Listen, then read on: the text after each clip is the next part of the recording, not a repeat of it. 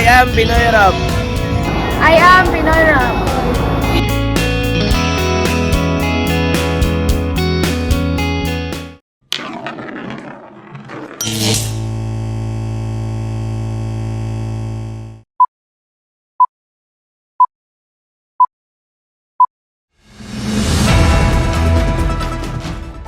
And for the headlines, weather forecast, the intertropical convergence zone is influencing southern Mindanao, while the Northeast Monsoon is impacting extreme northern Luzon.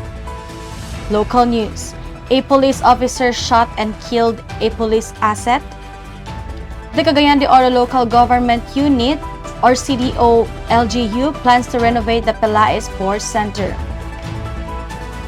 3.4 million pesos worth of shabu seized in anti-illegal drug operations.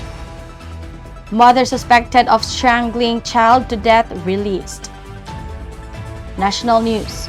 Comelec to Vice President Sara regarding her dagdag-bawas claims it's not possible. International news. 2 former police officers arrested in connection with Mexico mass killing site. Entertainment. Mariah Carey will hold a concert in Manila on October 14. Sports. Tennis. An emotional Eala credits her family for rising up the WTA ranks. International feature. 4 killed in South Korea wildfire. Hundreds ordered to evacuate. National feature. Malacañang says it's too far-fetched to compare Duterte to Ninoy Aquino. Trivia.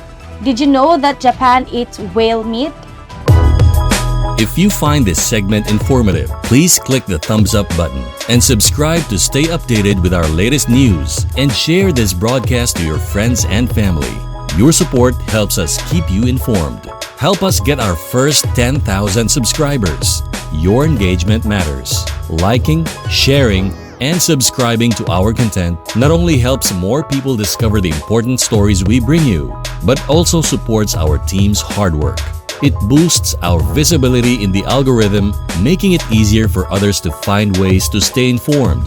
Plus, it helps us generate more resources to continue delivering the news you rely on. Thank you for being part of our community.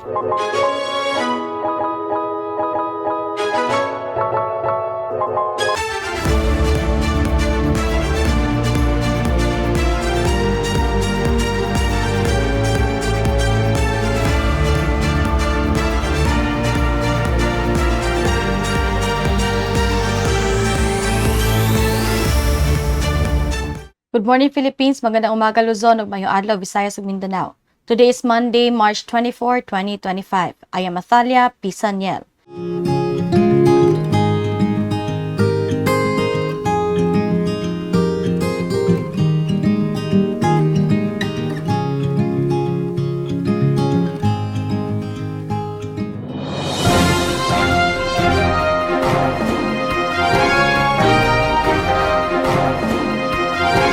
Local news.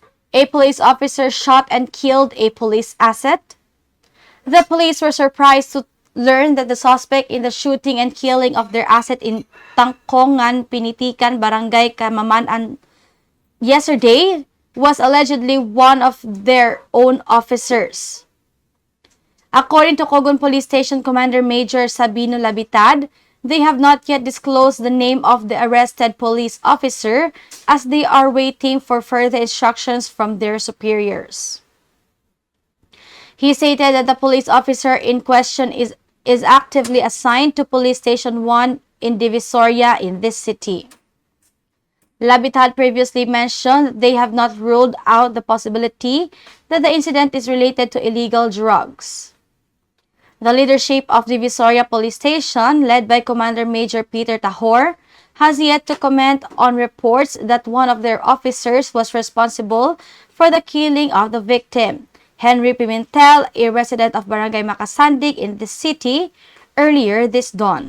The Cagayan De Oro Local Government Unit plans to renovate the Pelaez Sports Center.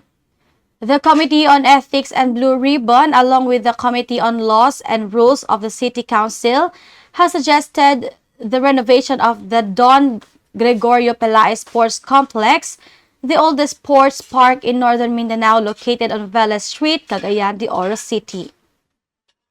This recommendation was part of a special report presented by Councilor Edgar Cabanlas, the chairperson of these committees, during the City Council's regular session earlier this afternoon. Cabanlas stated that he intends to meet with representatives of Misamis Oriental Provincial Governor Peter Onabia and the Department of Education to discuss how to implement their shared goal of improving the condition of the facility. He said that this initiative is necessary to align the complex with the standards of a highly urbanized city in the region. It can be recalled that the last renovation of the facility, which was built in 1969 and officially opened on August 5, 1970, took place in the year 2000. The complex hosted the first Palarong Pambansa in Mindanao in 1975. It was the largest stadium in Mindanao until its renovation in 1998, which increased its seating capacity to 20,000. 3.4 million pesos worth of shabu seized in anti-illegal drug operations. 189 individuals were arrested during the simultaneous anti-criminality law enforcement operations in northern Mindanao last week, where illegal drugs worth over 3.4 million pesos were seized. Police Regional Office 10 spokesperson Major Joan Navarro revealed that they also apprehended 10 suspects through search warrant operations conducted under the Comprehensive Firearms and Ammunition Regulation Act and the Comprehensive Dangerous Drugs Act of 2002. She added that their lower units conducted around 40 illegal drug buy-bust operations, resulting in the arrest of 42 individuals and the confiscation of 455.268 grams of suspected shabu. In addition, 42 more individuals were arrested during anti-illegal gambling operations.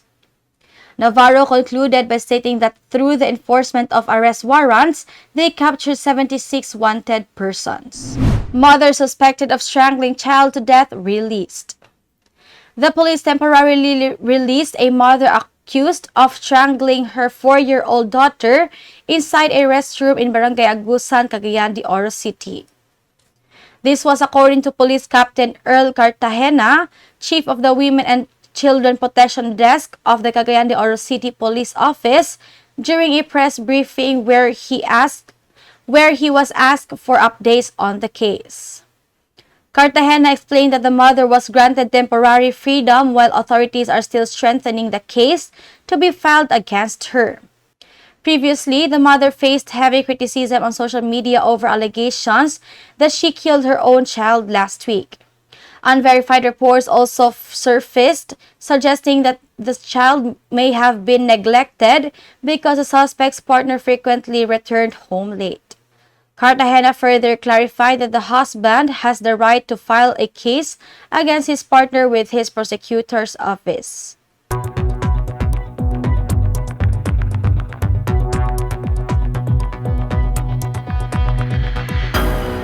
The Intertropical Convergence Zone is influencing southern Mindanao, while the Northeast Monsoon is impacting extreme northern Luzon.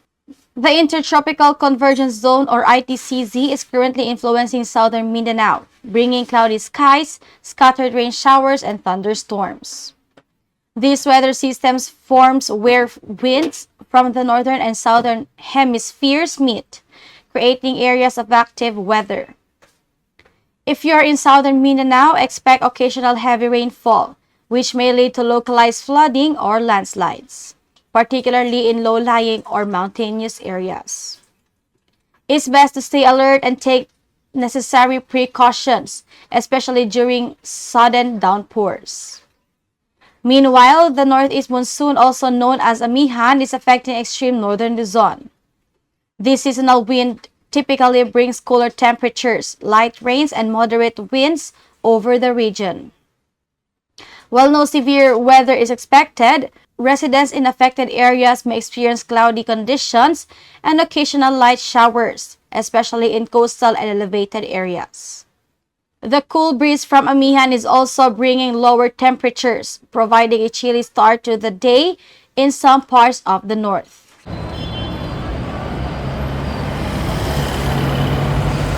A pedestrian lane is an interim or temporary pedestrian facility that may be appropriate on roads with low to moderate speeds and volumes. A pedestrian lane is a designated space on the roadway for exclusive use of pedestrians. The lane may be on one or both sides of the roadway and can fill gaps between important destinations in a community.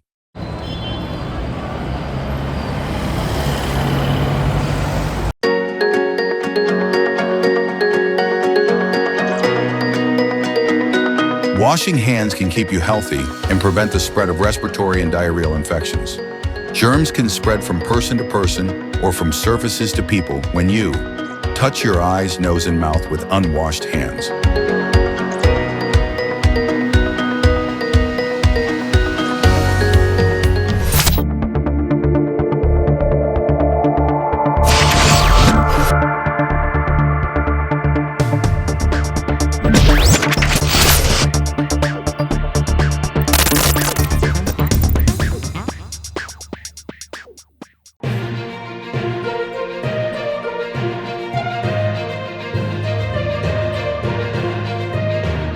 National news.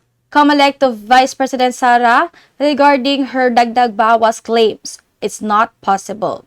The Commission on Elections on Monday dismissed Vice President Sara Duterte's claims of potential election fraud in the upcoming May midterm elections as impossible. Speaking to supporters in The Hague, Netherlands, Duterte mentioned that her father, former President Rodrigo Duterte, had raised concerns about possible dagdag-bawas or vote tampering but did not provide any specific details.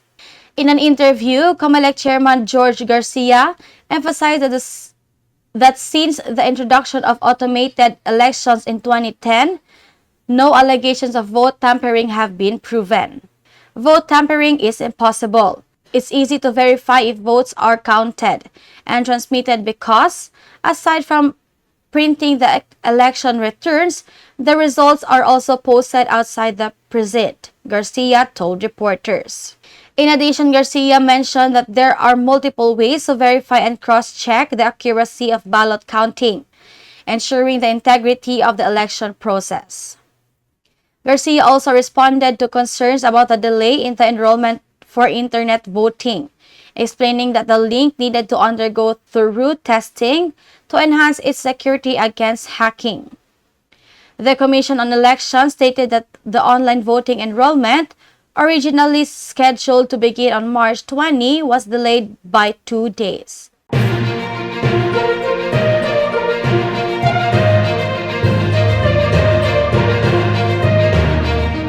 International news.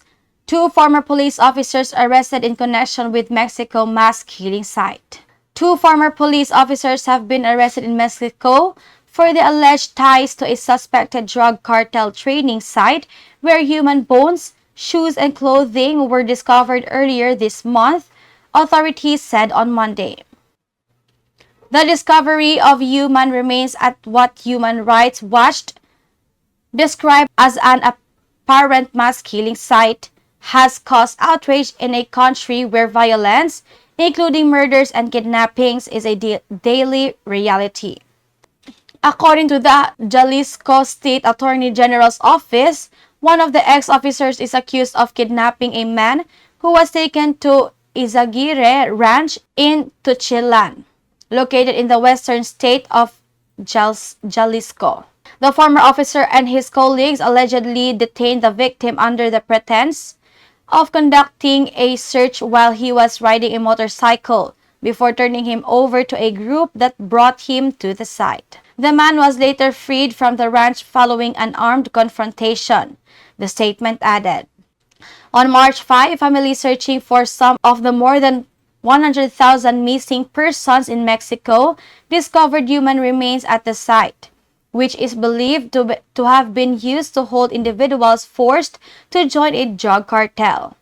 Official records show that approximately 124,000 people are listed as missing in Mexico, with the most cases occurring since 2006, when the government launched a military-led campaign against drug cartels.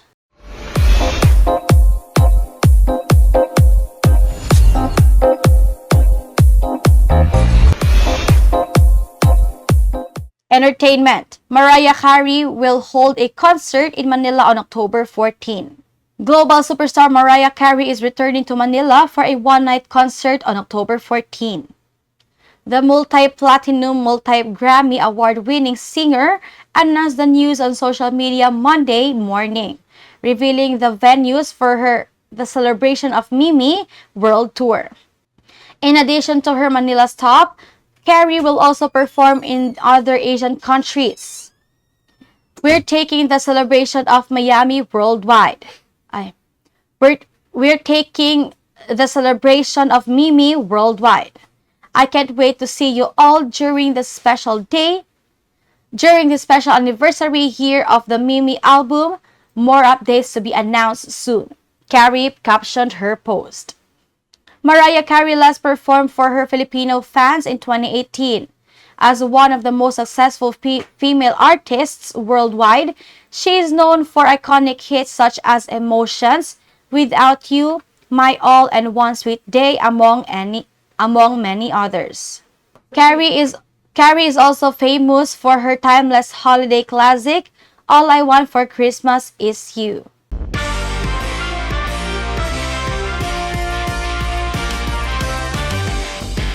Sports. Tennis. Unemotional Eala credits her family for rising up the WTA ranks. Alex Eala made tennis history on Sunday by defeating Australian Open champion Madison Keys at the Miami Open, marking a milestone victory for the 19-year-old Filipina. With this win, Eala became the first Filipina to defeat a top 10 opponent since the introduction of the WTA ranking system 50 years ago. Eala celebrated the historic moment with raw emotion, embracing her team while holding back tears.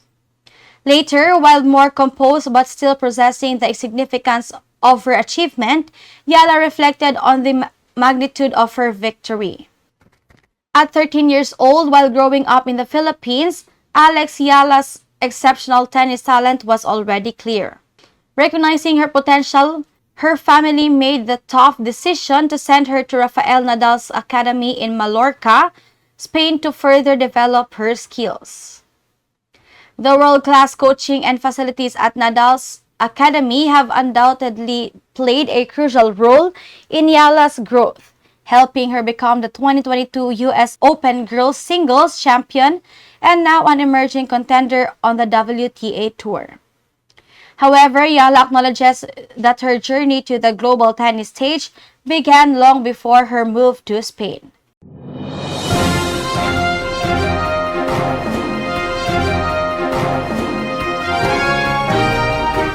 International feature. 4 killed in Southern Korea wildfire, hundreds ordered to evacuate.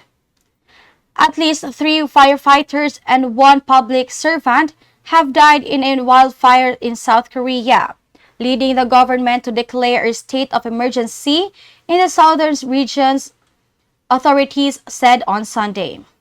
The fire began in Sancheong County on Friday afternoon, prompting the deployment of 304 personnel and 20 helicopters, according to South Korea's Interior Ministry.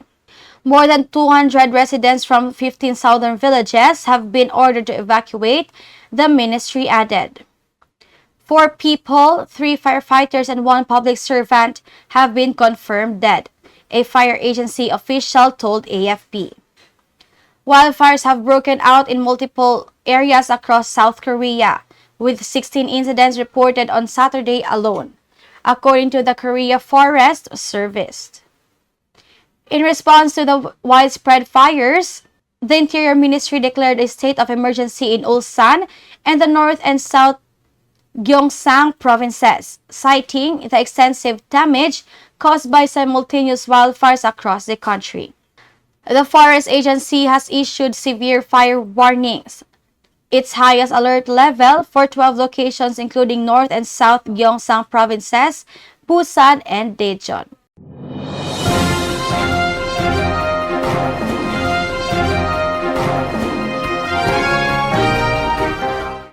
National Feature. Malacañang says it's too far-fetched to compare Duterte to Ninoy Aquino. Malacañang on Monday denied Vice President Sara Duterte's statement, suggesting that former President Rodrigo Duterte could face the same fate as assassinated former Senator Ninoy Aquino if he returns to the Philippines.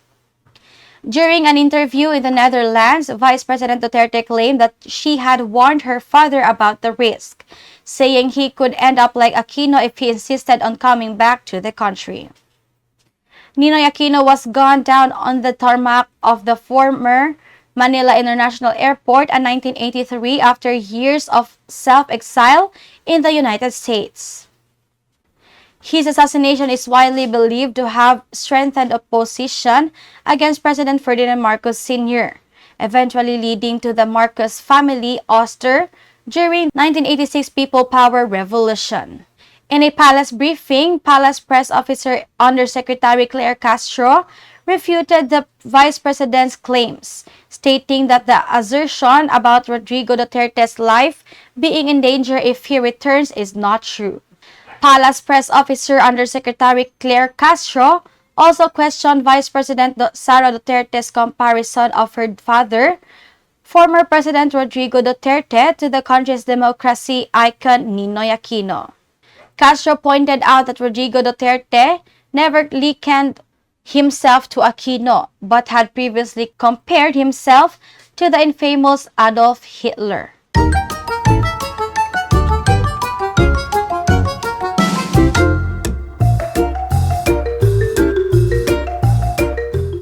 Trivia: did you know that Japan eats whale meat? It might surprise you, but whale meat has been part of Japan's cuisine for centuries. But here's the real question: is whale meat still eaten in Japan today? Well, the answer is yes. While it's not as common as it used to be, whale meat is still consumed in Japan today. It became especially popular after World War II when other meats were scarce. These days, it's more of a specialty food found in certain restaurants and regions. Japan resumed commercial whaling in 2019 after withdrawing from the International Whaling Commission. However, whale meat consumption has significantly declined, and many younger Japanese people have never even tried it. So the next time you think of Japanese cuisine, remember it's not just sushi and ramen. There's a whole ocean of flavors to explore. And that was the information we got from here and abroad. Keep listening and watching.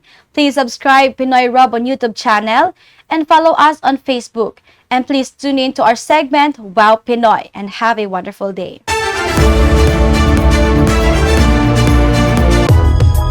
If you find this segment informative, please click the thumbs up button and subscribe to stay updated with our latest news, and share this broadcast to your friends and family.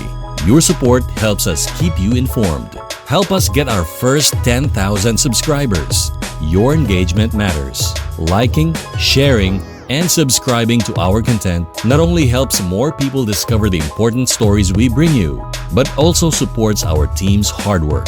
It boosts our visibility in the algorithm, making it easier for others to find ways to stay informed. Plus, it helps us generate more resources to continue delivering the news you rely on. Thank you for being part of our community.